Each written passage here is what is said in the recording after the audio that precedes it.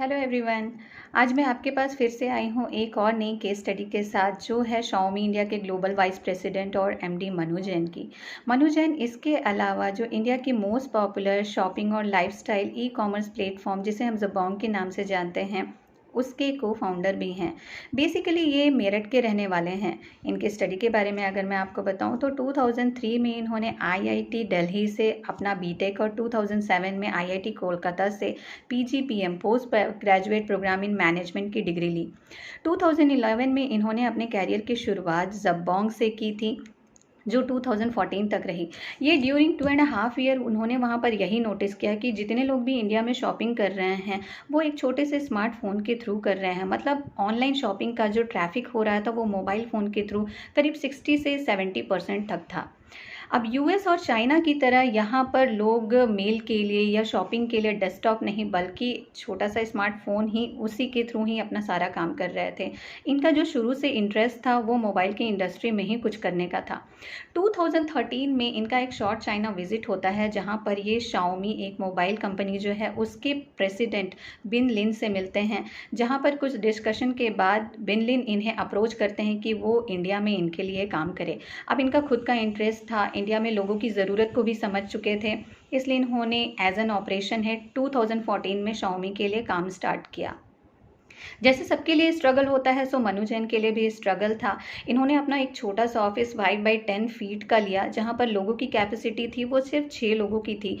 6 लोगों से इन्होंने आगे इसको 20,000 लोगों का बनाया। अब ये कैसे बनाए, इसके लिए मैं आपको थोड़ा सा डिटेल में बताऊंगी। इन्होंने इनिशियली जो है वो मार्केट रिसर्च किया। मार्केट रिसर्च से इनको यही समझ में आया कि जो ऑफलाइन शॉपिंग कर रहे हैं लोग मोबाइल की वो 96% और ऑनलाइन जो शॉपिंग हो रही थी वो करीब 4% का ही था। इसका रीज़न जब उन्होंने देखा तो उनको यही समझ में आया कि मोबाइल फ़ोन का डिस्ट्रीब्यूशन लेवल है वो ज़्यादा है, इसकी मार्केटिंग ज़्यादा है। मतलब डिस्ट्रीब्यूटर से रिटेलर, रिटेलर से कस्टमर तक जाने में जो मार्केटिंग और डिस्ट्रीब्यूशन के खर्चे हो जाते थे, तो कंपनी है करीब 10,000 का फ़ोन है वो कस्टमर को 20,000 रुपये में बेचती थी। इनके लिए यही स्ट्राइक पॉइंट था, क्योंकि इनको अच्छा ई कॉमर्स का आइडिया था, इसका एक्सपीरियंस था। इन्होंने कहा कि अब इनको ये नहीं करना है, ये जो अपना प्रोडक्ट है ये डायरेक्ट है वो ई कॉमर्स पर ले करके आएंगे। लोगों ने काफ़ी डीमोटिवेट किया कि इसकी कोई मार्केटिंग नहीं की गई है, इसकी कोई एडवर्टाइजमेंट नहीं की गई है, इसके बारे में कोई नाम नहीं जानते हैं। तो इनके लिए काफ़ी चैलेंज था, बट इन्होंने डिसाइड तो कर लिया था कि अब इनको करना है तो करना ही है। बहुत बड़ा रिस्क था। इन्होंने करीब एक एमआई का मॉडल जिसे P3 पोको के नाम से जानते हैं, 10,000 की कैपेसिटी के साथ 15,000 में ये मार्केट में ले करके आए। अब ये ले करके तो आ गए थे, इनके लिए अब फिर से एक बड़ा चैलेंज था कि इसके लिए कस्टमर कौन होंगे, क्योंकि मार्केटिंग में इन्होंने डिसाइड कर लिया था कि इनको बिल्कुल भी एक्सपेंस नहीं करना है, कोई भी खर्चे नहीं करने हैं। इन्होंने उन 10,000 फॉलोवर को टारगेट किया और फ्लिपकार्ट में 22 जुलाई को ये जो एमआई का फ़ोन है वो अवेलेबल होता है। इसे लेने के लिए वहाँ पर वो 10,000 नहीं करीब 5 लाख लोग आते हैं। फ्लिपकार्ट की हिस्ट्री में 22 जुलाई एक ऐसा दिन था जो ये कम्प्लीटली क्रैश कर जाता है, क्योंकि लोगों को फ़ोन चाहिए होते हैं और ये फ़ोन वहाँ पर अवेलेबल नहीं होता है। तब इनको जा करके ये सेटिस्फैक्शन मिला कि हाँ, ये एक राइट डायरेक्शन में है, जो कर रहे हैं वो सही कर रहे हैं। एक्चुअल कैरियर की शुरुआत इनकी वहाँ से होती है। जो इनका मार्केट शेयर था वो 10 से 12%, 12 से 30% और 30% से करीब 52% तक 2017 तक पहुँच जाता है।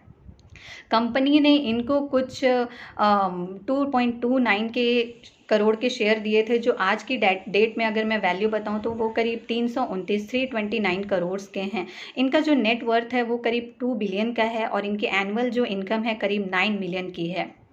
ये जो सफ़र है उनका काफ़ी चैलेंजिंग था। लोगों की डीमोटिवेशन के बाद भी इन्होंने जो डिसाइड किया था वो आज ये कर चुके हैं।